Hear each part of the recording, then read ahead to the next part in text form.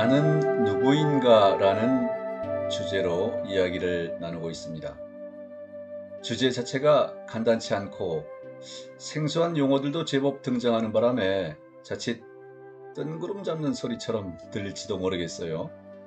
그래서 조금 더 차근차근 풀어나갈 필요가 있습니다. 지금까지 일부에서는 세상을 어떻게 지각하는지 알아봤고, 객관적 세계와 주관적 세계, 서로 다른 두 가지 유형의 현실이 있음을 알았습니다. 객관적 세계는 실제로 존재하며 인간 마인드로는 결코 완전히 알 수 없는 것, 그리고 주관적 세계는 객관적 현실이 인간 의식에 어떤 식으로 반영되는 것입니다. 이 맥락에서 반영이라는 단어는 이 과정을 잘 묘사합니다. 거울이 앞에 있는 대상을 뒤에 비치듯이 우리네 의식은 객관적인 세계에 대한 거울 같은 것이에요. 하지만 이건 단순한 거울이 아닙니다.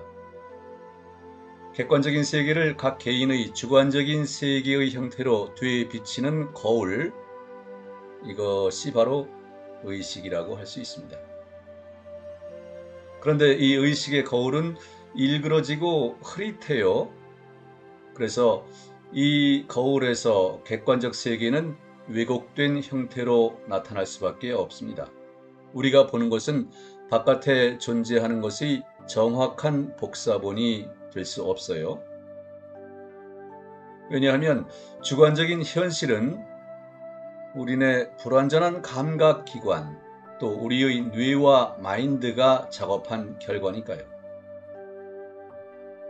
이 주관적 현실이 우리의 주관적 세계를 어떻게 형성하는지 이제 알아봅니다. 이제 우리는 객관적 세계가 특정한 개인의 주관적 세계에 어떻게 반영되는지 살펴볼 거예요.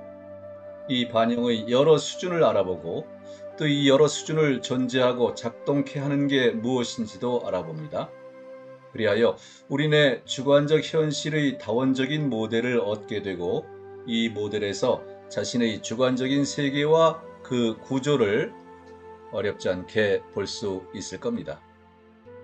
이 모델은 폴란드 학자 코르집스키가 연구해서 인간 경험의 모델로 가장 처음 제시했습니다.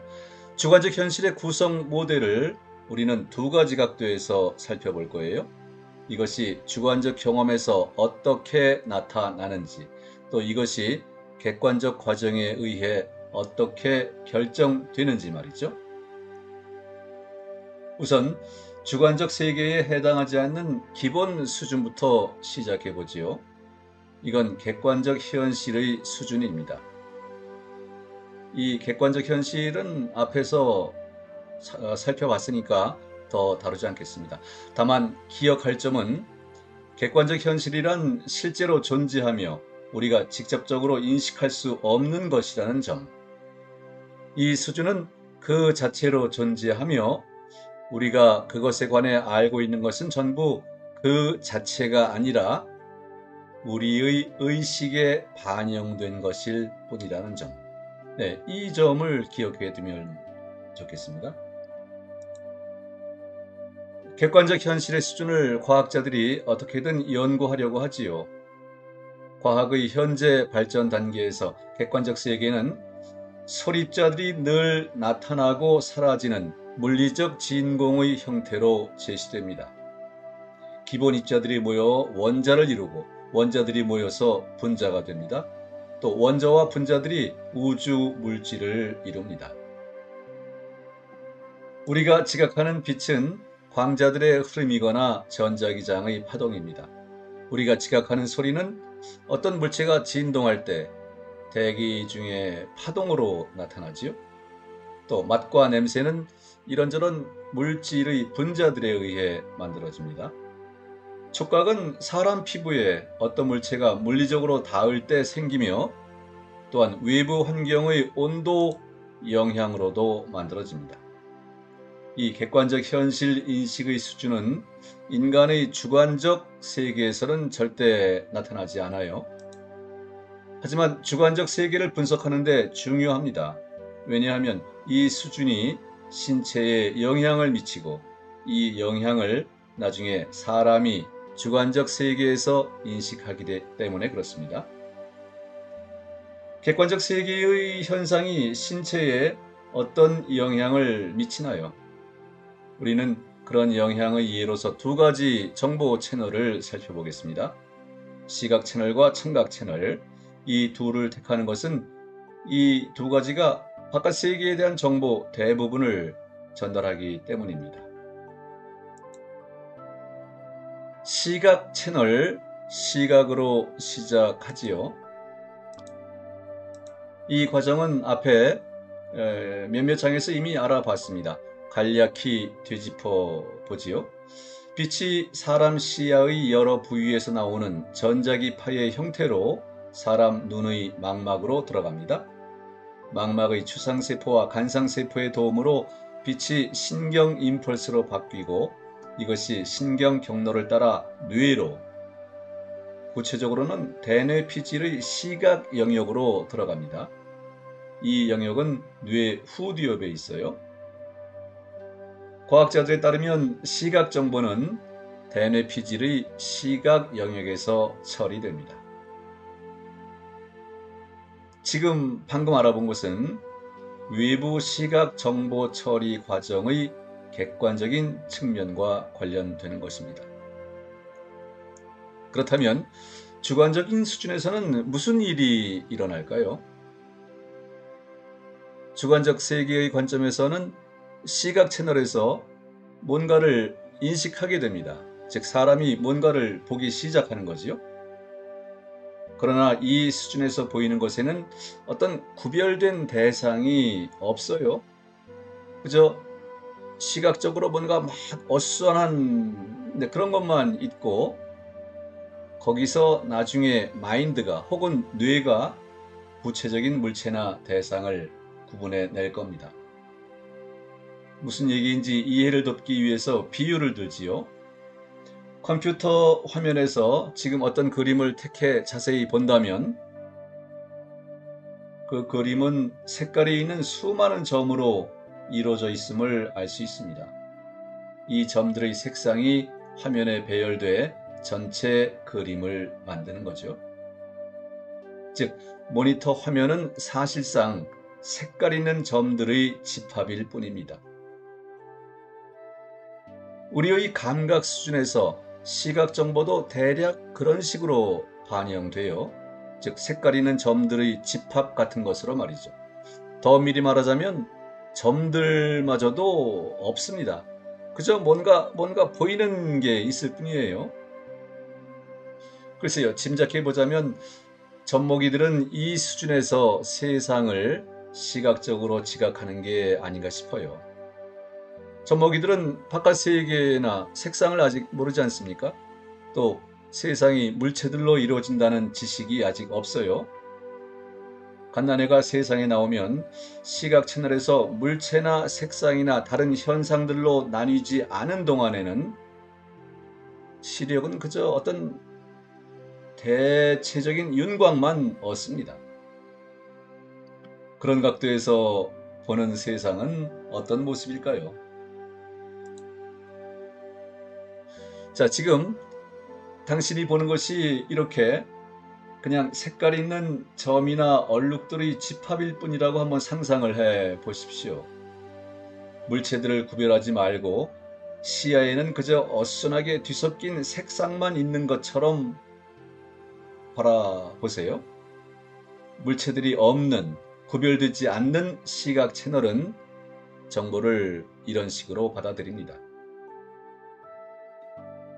지금 이 그림에는 물체들이 없어요. 그냥 색깔을 띤 점이나 얼룩만 있을 뿐이죠. 만약 이것이 흔히 시각 채널에서 그렇듯이 움직이고 바뀐다면 아마 갓난애가 보는 것과 비슷할 겁니다. 하지만 이 그림에서 우리는 색깔과 점들을 자동으로 분리하고 식별한다는 점에 주목할 필요가 있습니다. 색깔과 점들을 구별하는 이 작업은 이미 다음 인식 수준의 과정입니다. 여기서 청각 채널, 즉 듣기를 간략히 살펴보지요. 현실 인식의 감각 정보 수준에서 청각 정보의 개념은 시각 정보의 경우와 같습니다. 즉 이건 어떤 소리내는 물체를 구별하지 않고 그냥 들리는 전부입니다. 청각 채널의 경우 감각 수준은 단순히 소음 정도예요. 달리 말해 그냥 어떤 소리가 있고 그것들이 번갈아가며 들리는 겁니다. 만약 지금 당신 주변에서 들리는 소리에 말이며 사람들 목소리, 알고 있는 현상이나 물체의 소리 등을 구분하지 않고 귀 기울여 본다면 이건 단지 어떤 소리의 흐름에 불과할 거예요. 이 소리의 흐름을 앞에 나온 그림의 점이나 얼룩과 비슷하게 볼 수 있어요. 간단히 말해 이 수준에서 청각 정보는 그냥 귀에 들어오는 것입니다. 물론 우리는 시각 채널에서든 청각 채널에서든 물체를 구별하지 않기가 거의 불가능하지요. 저절로 구별되니까요. 하지만 빗소리나 나뭇잎 떨어지는 소리, 사람 목소리 등을 들어본 적이 없는 갓난애는 귀로 듣는다고 해도 이 여러 소리가 청각 채널에서 개개의 대상으로 구별되지 않을 거예요. 갓난애가 듣는 그것은 우리가 듣는 이런 것과 비슷한 소음이겠지요.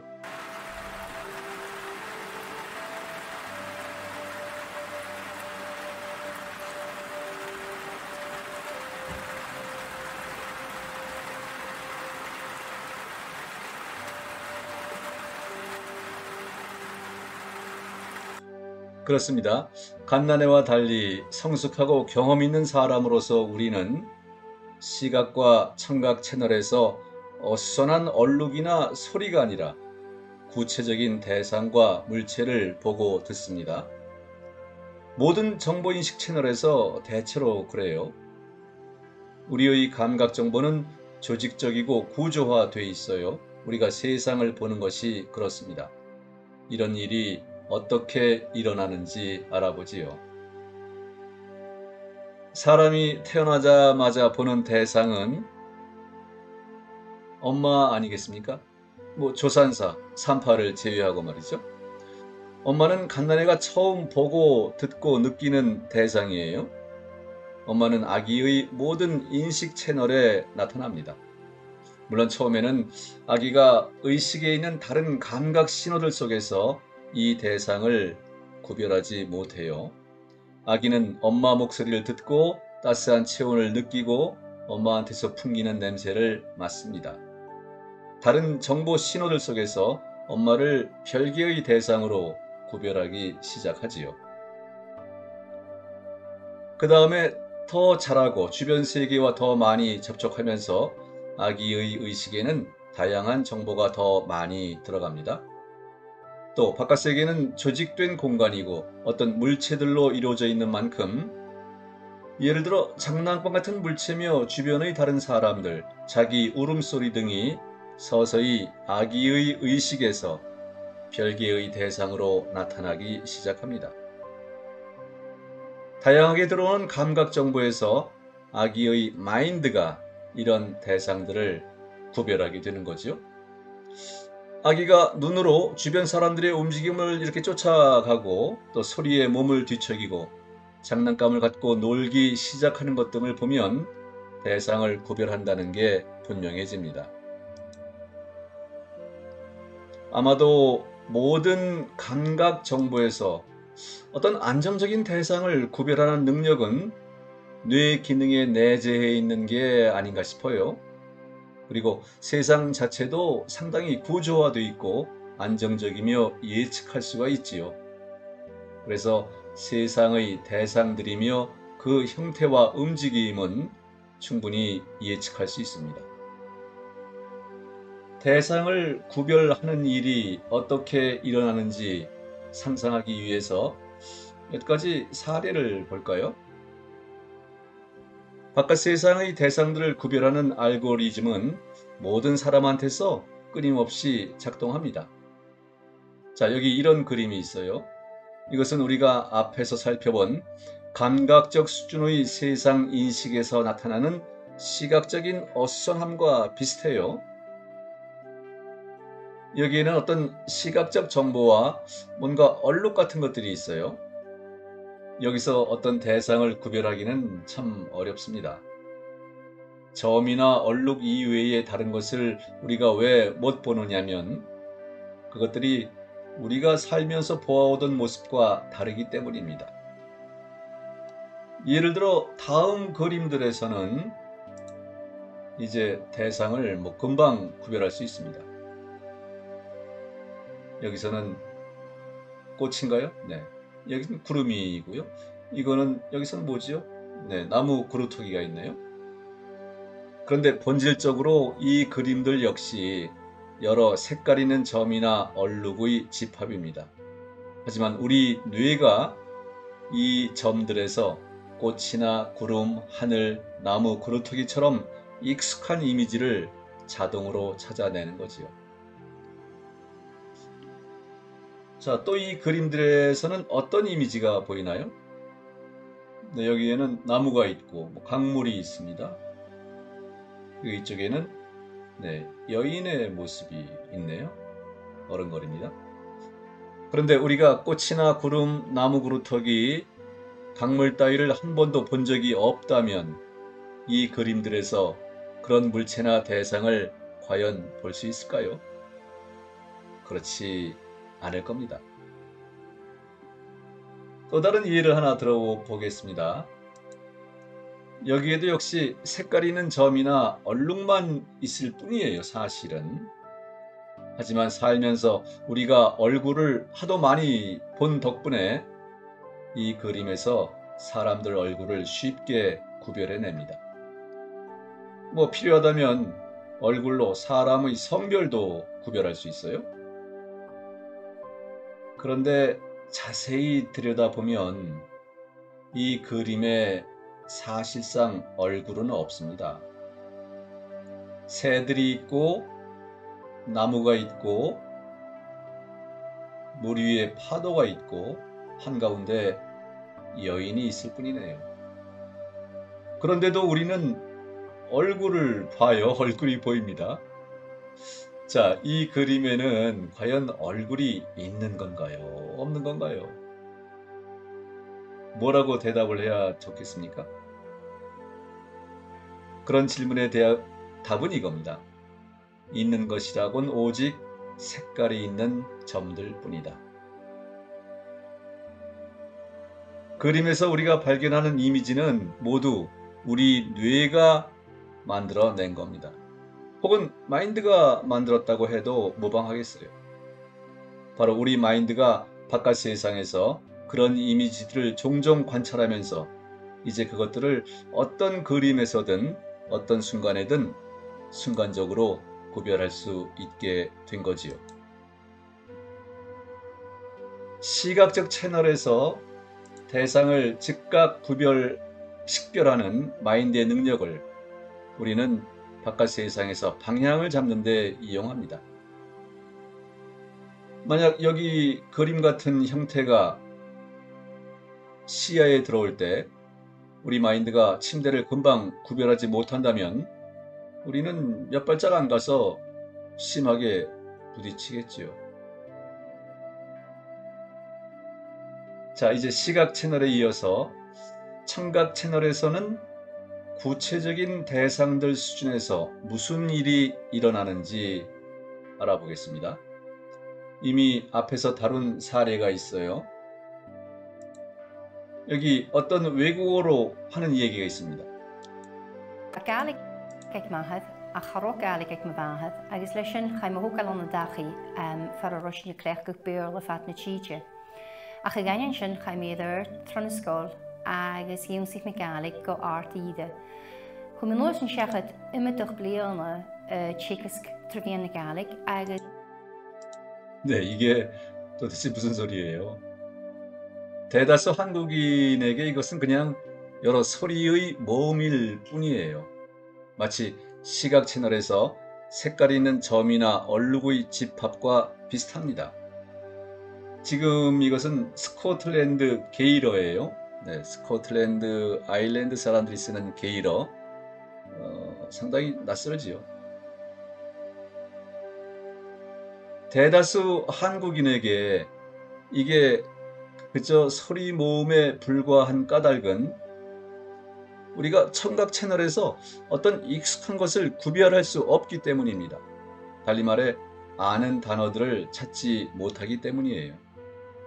그런데 이 언어를 알고 어려서부터 여기에 익숙한 스코틀랜드 사람은 이 소리 흐름에서 특정한 단어들을 찾을 뿐 아니라 거기에 구체적인 의미를 부여하지요.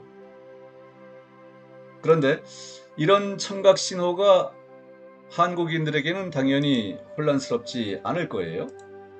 목소리를 훈련할 때 목소리의 사피라는 속성을 많이 들어요. 파워, 피치, 페이스, 포즈. 이건 정리하기 편하게 이제 P자로 가는 거죠. 이것이 말에서는 강약, 고저, 완급, 휴지가 됩니다. 이런 요소들이 잘 어우러질 때, 잘 어우러지면 말하기가 편하고 의미가 잘 전달됩니다. 듣기에도 좋은 건 물론이고요. 그리고 이렇게 만들어주는 강력한 요소가 우리말에도 한국어에도 있습니다. 자, 여기서 이건 우리 한국 사람들에게 소음이 아니라 구체적인 단어들입니다. 앞선 동영상에 있는 스코틀랜드인이 이 말을 어떻게 받아들일지 상상해 보세요. 만약 그녀가 한국어를 전혀 모른다면 말이죠. 모든 것이 바로 그렇게 일어납니다. 주변에는 연속되는 감각적 소음과 어수선함만이 있어요. 하지만 우리 뇌가 혹은 마인드가 이 소음에서 아는 대상을 즉각 찾아내지요. 구체적인 대상들의 수준에서 주관적인 현실은 이렇게 만들어집니다. 지금 살펴본 수준을 우리는 구체적인 대상들의 수준이라고 부릅니다. 왜냐하면 이 대상을 혹은 물체를 우리가 바로 지금 보고 인식하기 때문이에요. 이것은 특정한 구체적인 대상입니다. 예를 들어 여기 사과가 있어요. 이것은 특정하고 구체적인 사과이지 일반적인 사과가 아니에요. 지금 이 부분을 표현하기가 썩 명쾌하지는 못한데, 더군다나 이 지각 수준에서, 지금 이 수준에서 이 구체적인 대상에는 아직 이름이 없어요. 구체적인 대상들의 수준에서 일어나는 것은 전부 특정한 시간에 다른 모든 정보 속에서 특정한 대상을 구별하는 것입니다. 더 명확히 하기 위해 이런 예를 들지요. 갓난애는 태어난 뒤에 다른 여러 가지 정보 속에서 엄마를 구별하면서도 이 사람이 자기 엄마인지 아빠인지 아직 몰라요. 갓난애의 마인드에는 아직 그 어떤 이름도 없습니다. 이름이 없어요. 아기는 세상을 그 순간에 있는 여러 대상의 집합으로 볼 뿐이지요. 다시 말하지만 이 지각 수준에서 우리는 세상이 어떻게 인식되는지 쉽게 느낄 수 있습니다. 그냥 주변을 둘러보기만 하면 돼요. 이 순간에 당신은 무엇을 보나요? 당신이 눈길 돌리는 곳에서 무엇을 보나요? 주변 세상에서 미처 보지 못한 디테일한 것을 마음속에서 끝까지 그릴 필요는 없습니다. 그냥 눈앞에 보이는 것을 보기만 하세요. 예를 들어 저는 지금 이 영상을 녹화할 때 내 손과 잡한, 모니터, 마우스를 봅니다. 내 등 뒤에 의자가 있고 문이 있지만 지금 내 눈으로는 그걸 보지 않아요. 따라서 내 마인드가 기억에 따라 세상의 그림을 다 그린 거지요. 마인드가 작동하는 이 순간을 인식하고 마인드가 그리는 것을 전부 내버리고 지금 일어나는 이 일에 이름 붙이지 않고 꼬리표 달지 않고 그저 관찰하기만 한다면 우리는 현실의 이 인식 수준에서, 즉 구체적인 대상들의 수준에서 세상이 주관적 세계에 어떻게 반영되는지 정확히 알 수 있습니다. 아직 말문이 트이지 않은 어린애들이 이 수준에서 현실을 인식합니다. 어린애들은 특정 순간에 있는 그대로의 현실을 받아들이지요. 마음공부의 대가들이 지금 여기의 삶에 관해 말할 때 바로 이것을 의미하는 게 아닐까요? 보세요. 얼마나 간단합니까? 어린애도 이걸 할 줄 알아요. 그런데 성인들은 그런 걸 다 잊어버린 듯 합니다. 이런 일이 왜 어떻게 생겼는지 현실 인식의 다음 수준들을 살펴볼 때 알게 될 겁니다. 이제 시작해 보지요.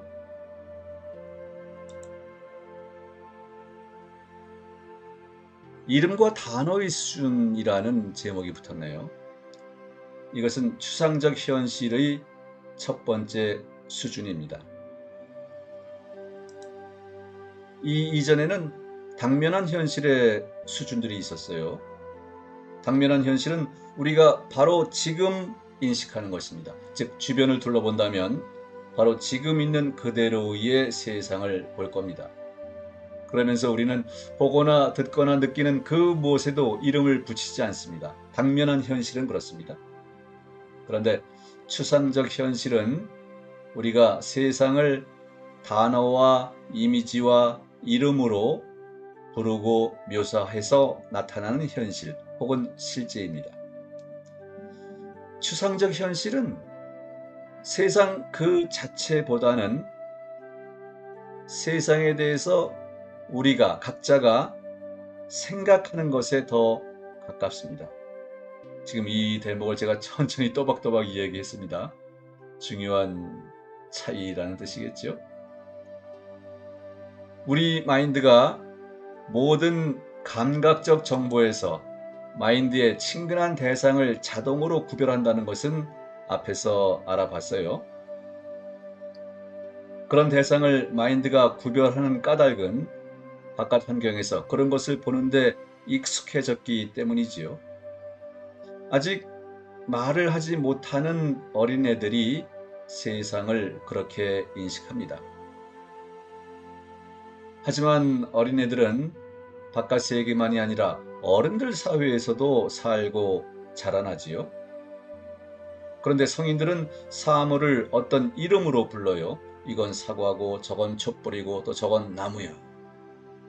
이렇게 언어를 사용하는 부모가 항상 자녀와 얘기를 나눕니다. 어린애에게 장난감을 보여주면서 그것을 공이나 또는 인형 또는 바람개비라고 부르지요.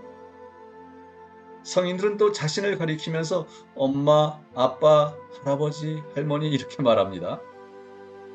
부모는 여러 색깔을 띤 둥근 물체를 아이한테 여러 번 보여주면서 공이야, 공 이렇게 말하지요.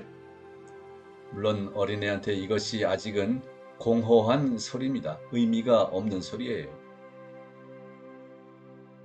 하지만 우리가 앞에서 알아봤듯이 어린애의 뇌는 어떤 대상이 바깥 환경에서 자주 나타나면 그걸 청각 정보에서 자동으로 구별하기 시작합니다. 그래서 부모가 말하는 단어가 늘 반복되기 때문에 어린애의 마인드에서 별개의 대상으로 서서히 구별됩니다. 그런 식으로 둥글고 색깔 있는 물체를 보면서 동시에 공이라는 같은 단어를 자꾸 듣는 상황이 어린애 마인드에서 늘 반복됩니다. 어린애의 뇌가 이 두 가지 대상을 연결하기 시작해요. 이제 어른이 공이라는 단어를 말하면 어린애의 마인드에서 연상에 따라 공의 이미지가 자동으로 생깁니다. 물론 어른들한테는 물체의 이름을 손가락으로 가리키면서 100번씩 반복할 필요가 없지요. 한두 번이면 어떤 대상이 어떻게 불리는지 성인들은 기억합니다. 즉 세상의 사물을 단어와 연관짓는 작동 원리가 성인기에도 작동합니다. 언어학습은 멈추지 않으니까요. 단어들은 인간 세계에서 특별한 대상이에요. 어린애는 처음에 단어들을 듣기만 하지요. 그러다가 말을 배울 때 그 단어의 발음법을 익힙니다. 그 다음에는 읽기를 배우고, 그때 아이는 자기가 이전에 말하던 단어들이 이제 어떻게 보이는지도 알게 돼요. 그리고 아이가 글을 배울 때 단어를 쓰기 시작합니다. 즉 단어가 어떻게 소리나고 어떻게 보이는지를 알게 됩니다. 단어가 청각 채널과 시각 채널에서 나타나는 거지요. 그러나 단어들이 거기에 담긴 의미를 전하기 위해 필요하다는 것이 가장 중요한데, 이것은 단어가 사람의 마인드에서 어떤 이미지와 연결된다는 사실에 근거합니다. 예를 들어 아이한테 여러 시기에 여러 인형을 보여주고 그것들을 다 인형이라는 같은 단어로 부른다면 아이의 마인드에서는 인형이라는 단어와 그 모든 대상이 연결됩니다. 이때 이 모든 인형이 서로 좀 비슷하다면 마인드는 그것들의 공통되는 특징을 자동으로 구별하고 인형이라는 단어를 여태까지 자기가 본 인형을 전부 일반화하는 추상적 이미지와 자동으로 연결할 거예요. 그리고 부모가 더 많은 다양한 대상을 인형이라는 단어로 부를수록 이 단어의 의미가 아이한테는 더 다양해지겠지요. 같은 단어로 불리는 다른 사물이 더 많아질수록 그 단어는 더 추상적인 것이 되고 그 단어의 의미는 이 세상의 구체적인 대상을, 물체를 나타내는 데서 더 멀어질 겁니다. 예를 들어 탁자라는 단어에는 사람이 보아온 모든 형태의 탁자 이미지가 들어 있습니다. 하지만 이 단어와 연결된 모든 이미지를 다루려면 마인드는 노력과 시간을 많이 필요로 하기 때문에 더 경제적으로 작동합니다. 즉, 탁자라는 단어를 들을 때 마인드는 우선 어떤 한 가지 이미지를 떠올립니다. 예를 들어 자동차라는 단어를 들으면 당신의 마인드에는 이런 이미지가 생길 수 있습니다. 혹은 이런 것일 수도 있겠네요. 이런 차이는 다 당신의 개인적인 경험에 달려 있습니다. 한번 시험해 보세요. 이를테면 집이라는 단어를 들을 때 당신의 마인드에는 어떤 것이 나타나나요? 마인드에 어떤 집의 그림이, 장면이 생겼을 거예요. 그 이미지나 그림은 어떤 것인가요? 집이라는 단어를 들을 때 다른 사람들한테도 같은 이미지가 떠오를 것이라고 여기십니까? 알고 보니까 단어란 사람의 기억에 있는 이미지를 가리키는 것이군요. 포인터 같은 거예요. 그런데 어떤 단어와 연관된 이미지 총체는 사람마다 다 제각각이고 이 단어를 말할 때 자동으로 생기는 이미지 역시 사람마다 다 다를 겁니다. 어떤 단어를 말할 때 우리는 그 단어와 연관된 우리의 경험과 지식을 언급하는 것이 아닌가 싶습니다. 그 경험을 기억에서 재생하는 거죠. 자, 지금 이건 중요한 대목이에요. 여기에 주목할 필요가 있습니다. 당신의 당면한 현실에서 지금 여기 당신 앞에 있는 구체적인 탁자와 일반적인 단어 탁자라는 단어 사이에는 큰 차이가 있습니다. 이 부분은 조금 신경 써서 생각해 봐야 할 부분이에요. 지금 당신 앞에 보이는 이 구체적인 대상은 아직 탁자가 아닙니다. 이것은 시야에 있는 다른 나머지 모든 것 속에서 우리 마인드가 인식한 어떤 물체일 뿐이에요. 그런데 단어로서 탁자는 내면의 이미지와 소리와 감각의 형태로 암호화된 사람의 개인 경험을 나타내는 추상적인 대상입니다. 그리고 이 추상적인 대상이 사람마다 다 다릅니다. 다만 우리가 지금 눈앞에 보는 이 구체적인 대상을 탁자라고 부를 수 있는 것은 이 대상의 모습이나 종류가 우리 기억에 저장된 탁자들의 이미지와 일치하기 때문이죠. 예를 들어 이런 것을 당신은 탁자라고 부를까요? 이런 탁자를 본 적이 있나요? 없다면 지금 보세요. 그러면 다음에 이런 물체를 보게 될 때 당신은 이것이 탁자임을 알게 될 겁니다. 하지만 그런 경험이 없는, 이런 탁자를 본 적이 없는 사람은 이것이 탁자인지 알지 못하겠지요. 그리고 당신이 사용하는 탁자라는 단어에는 이제 막 또 다른 의미가 추가된 겁니다. 자, 단어란 개별적인 추상적 현실입니다. 단어는 우리 경험의 내용을 나타내는 표식이나 꼬리표와 같은 특별한 대상입니다. 다시 말하지만 특정한 탁자를, 구체적인 지금 당장 내 앞에 있는 탁자를 단어로서의 탁자와 구별할 필요가 있습니다. 혼동하면 안 되겠어요? 탁자처럼 보일 수 있는 특정한 물체는, 대상은 지금 당신 앞에 있으며 크기와 모양과 색상이 매우 분명합니다. 그리고 탁자라는 단어는 당신이 여러 종류의 탁자를 인식한 경험에 기초하는 특별한 시각적, 청각적 대상입니다. 조금 복잡한가요? 한번 생각해 볼 필요가 있어요. 단어가 등장하면서 거기에 담긴 의미를 다룰 수 있게 됐습니다. 문장이 그렇게 해서 생겨났어요. 예를 들어 엄마가 식탁을 닦았어 같은 문장은 서로 연결된 세 부분으로 이루어지지요. 엄마, 식탁, 닦다. 이 단어 각각에는 나름의 의미가 있는데 이 의미가 또 사람마다 자기한테 고유한 이미지의 형태로 나타납니다. 또한 전체 문구도 당신의 마인드에서 어떤, 글쎄요, 정적이거나 아니면 동적인 장면으로 반영될 거예요. 문장을 이용하기 시작할 때 우리는 현실 인식의 다음 수준으로, 즉 추론의 수준으로 넘어갑니다. 이 수준에서 우리는 단어들로 이루어진 복잡한 의미 구조를 만들어요.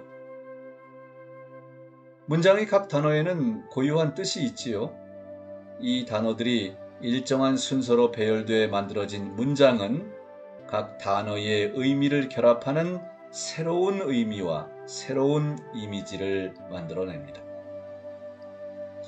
예를 들어 창밖에 비가 내리네 하는 문장은 당신의 마인드에서 창밖에 내리는 비라는 이미지를 불러일으키겠지요. 그리고 그 이미지는 사람마다 다 다를 거예요. 특정한 단어의 이미지가 사람마다 다 다른 것처럼 말이죠. 창밖에 비가 내리네 하는 문구를 접할 때 당신에게는 어떤 장면이 떠오르나요? 그 떠오른 장면을 한번 이 그림과 비교해 보십시오. 아마 당신 마인드에는 이것과 다른 그림이 나타났을 거예요. 왜냐하면 사람은 저마다 자신의 경험과 각 단어에 자기가 집어넣은 의미에 따라 문구의 이미지와 의미를 만드니까요. 그래서 또 누군가는 이런 장면을 떠올릴 수도 있겠지요. 자, 문장 덕분에 우리는 마인드에서 아주 복잡한 의미 구조를 만들 수 있습니다. 예를 들어 당신이 이 영상의 텍스트를 읽을 때 당신 마인드에는 어떤 이미지들이 생기고 문장과 전체 텍스트의 일반적인 의미가 즉각 만들어집니다.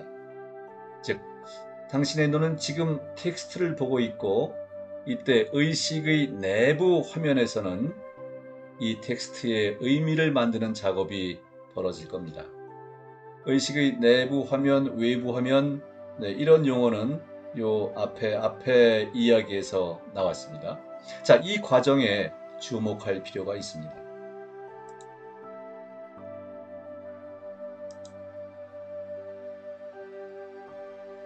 갑자기 이게 뭔가 좀 놀라셨나요? 네, 이건 러시아어입니다. 이 문장을 텍스트를 보면서 읽으면서 당신에게 어떤 이미지들이 생겼습니까? 러시아어를 모른다면 생길 수가 없지요. 왜냐하면 이 단어들이 당신에게 아무런 의미가 없으니까요. 지금 여기 이 문장은 어떻습니까? 이 문장을 보면서 마인드에는 어떤 이미지가 만들어지고 당신 세계의 그림이 많이 바뀌었을 거예요. 이 문장을 권위 있는 통신 매체에서 읽었다면 이 정보를 당신은 거의 믿었겠지요. 추론의 수준에서 우리는 당면한 현실로부터 아주 멀리 떨어져 있고 이미 자기 마인드에서 어떤 현실을 세우기 시작합니다. 지금 이 얘기를 듣는 동안 당신은 주변에서 일어나는 것을 거의 듣지 못하고 신체 감각도 거의 느끼지 않지 않나요? 그 대신 자기 마인드에 생겨난 장면들에 잠겨 있습니다. 게다가 마인드에 있는 이 장면들을 당신은 지금 실제로 일어나고 있는 일이라고 여깁니다. 예를 들어 이웃집 여자가 당신한테 이렇게 말했다고 상상해 보지요. 내일 우리 아파트 동해 보일러를 다 수리할 예정이래요. 오늘 503호에서 물이 새서 아래층 몇 가구가 피해를 봤어요. 네, 이런 이야기를 들었습니다. 이건 당신에게 닥친 현실이에요. 이제 당신의 현실은 방금 자기 마인드에서 상상한 것입니다. 아마도 금방 이런 생각을 하게 될 거예요. 파이프를 교체할 때 집에 있어야 하잖아. 그렇다면 내일 하루 월차를 내야 하나? 이건 다 당신의 마인드에서 일어납니다. 그런 걸 생각하는 동안 당신은 자신만의 현실을, 단어들로 이루어진 현실을 만듭니다. 이 현실은 자기 마인드에서 일어나지요. 그렇게 생각에 잠겨 있을 때 바로 눈앞에서 무슨 일이 일어나는지 모를 수도 있어요. 그런데 당신 눈앞에 텍스트가 화면에 나타나고 의자에 오래 앉아 있어서 엉덩이가 불편하다고 느끼고 또 바깥에서 사람들 목소리가 들려옵니다. 내가 이 문장에 담은 의미가 아니라 이 단어들로서 가리키는 실제 사건에 주의를 기울인다면 당신은 당면한 구체적인 현실의 수준으로 돌아가게 될 겁니다. 이 얘기가 조금 난해한가요? 자, 이런 얘기를 왜 하는 걸까요? 왜냐하면 우리는 마인드의 이미지 수준에서 달리 말해 추론의 수준에서 사는데 하도 익숙해졌기 때문에 구체적으로 지금 일어나는 것이 아니라 마인드가 속삭이는 것을 현실이라고 여기게 됐기 때문입니다. 그런 경향이 아주 크기 때문입니다. 그래서 이런 이야기가 필요하고 중요한 것이죠. 학교에 다닐 때 우리는 지구가 둥글다는 말을 들었어요. 혹시 당신은 그걸 믿었습니까? 확인해 보셨나요? 우리는 권위 있는 사람이나 정보 출처의 말을 이를테면 처음에는 부모, 다음에는 교사나 서적 등을 믿는다는 사실에 주목할 필요가 있어요. 지구가 둥글다는 것은 사실 우리 마인드에 있는 이미지일 뿐입니다. 내 눈으로 직접 보기 전까지 그건 마인드에 있는 이미지일 뿐이에요.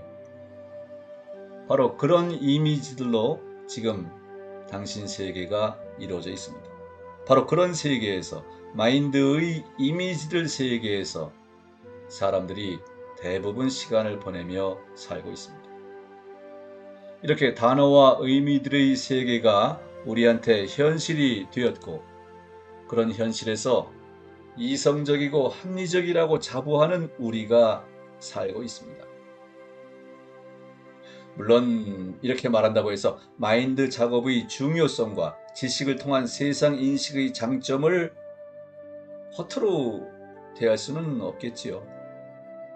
중요한 것은 우리의 감각기관이 바로 지금 인식하는 당면한 현실과 우리의 마인드가 만들어내는 추상적 현실의 차이가 있다는 점입니다. 이걸 구분하는 게 중요한데, 왜냐하면 이 차이를 아는 데서 아주 중요한 결론이 나오기 때문입니다. 이제 마인드가 만들어내는 추상적 현실에서 사는 이점에 눈길을 좀 돌려보지요.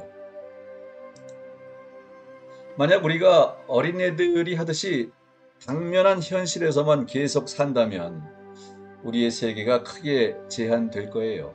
안 그러겠습니까? 당신의 세계가 당신이 지금 보고 듣고 느끼는 것에만 들어있다고 상상해 보세요. 상당히 따분해요. 우리의 세계가 당면한 현실의 범주로 제한돼 아주 쪼그라들겠지요. 글쎄요, 한 서너 살, 대여섯 살 먹은 애들 정도의 세계가 아닐까 싶어요. 그런데 언어가 등장하면서 우리의 주관적 세계는 세상에 대한 지식이 커지면서 아주 빠르게 성장할 겁니다. 우리의 세계는 우리가 그것에 대해 아는 지식의 용량과 비례해서 서서히 커지겠지요. 우리의 세계 안에 여러 지역과 나라, 행성, 우주, 원자, 분자, 경제, 정치, 기타 아주 많은 것이 나타납니다. 이때 당신의 세계는 온 우주가 됩니다. 추상적이긴 하지만 우주와 같은 거예요. 단어와 언어를 사용해서 얻을 수 있는 또 다른 이점은 그것들이 추상적이긴 해도 그래도 객관적인 현실을 반영한다는 것이에요. 예를 들어 우리는 대중매체를 통해 네팔이라는 나라가 있다는 것을 알게 됐어요. 이것이 아직은 정보일 뿐입니다. 하지만 이제 당신은 비행기와 기차와 버스를 타고 네팔로 갈 수 있습니다. 그리고 거기서 예전에는 지면에서 읽기만 했던 것을 눈으로 직접 볼 수 있습니다. 또 단어 덕분에 우리는 다른 사람한테서 얻은 정보를 간직할 수 있어요. 예를 들어 만유인력의 법칙을 발견한 뉴턴이 그 지식을 말로써, 언어로 다른 사람들과 공유하지 않았다면 그건 그의 머릿속에만 남아 있었겠지요. 인류가 존재하는 내내 숱한 사람들이 이룬 성취를 언어 형태로 간직하면서 우리는 천년 전 사람들이 살던 세상과 아주 다른 세상에서 살고 있습니다. 근데 곁들이자면 천년 전 사람들의 생활상에 대해 저는 역사 지식을 이용해 말했어요. 이 지식이 마치 정말 사실인 것처럼 말이죠.